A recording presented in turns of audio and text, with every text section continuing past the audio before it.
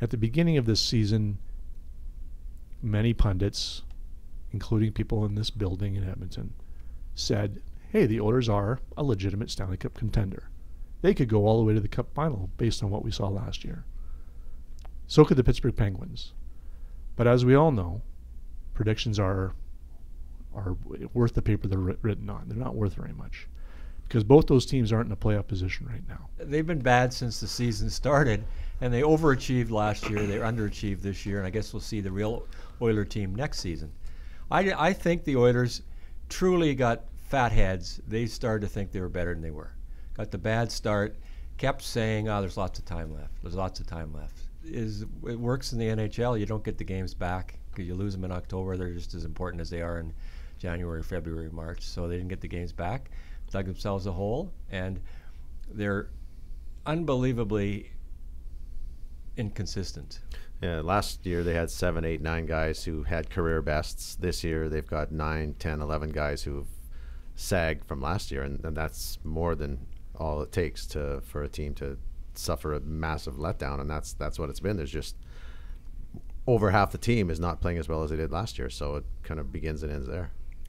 I think part of it too is they shipped out some guys that probably deserved to get shipped out, but they did have a contribution. Hendricks contributed. Pouliot contributed on the penalty kill. Hendricks contributed in the face-off circle on the penalty kill. He was a heart and soul guy that guys loved. Eberle's goals haven't been replaced. So they shipped these guys out and didn't replace them and figured that they would be replaced internally. Really, the only two players on the Oilers, regular players who've been marketably better this year than last, are Ryan Nugent-Hopkins and Darnell Nurse. But there's a lot of Matt Benning hasn't played as well. Drake Caggiula hasn't played as well. Anton Slepyshev hasn't played as well. Those are three young players you're counting on, and they haven't been able to internally or outside get players who are more experienced to help out.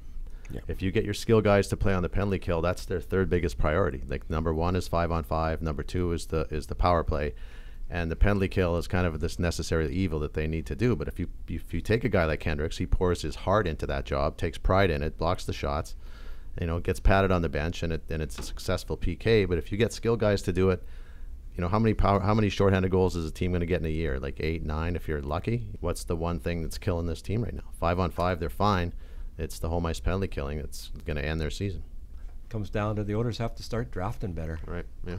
And they never have. They never had a good system or a scouting system, and they just aren't hiring the right people to be scouts. They aren't hiring the right people to look at these players and assess and evaluate these players. They hadn't done that in a long, long time, and you can look at their draft history and say they haven't drafted well in 30 years. So we've solved everything? I think we have. Okay, until good. next week, perhaps.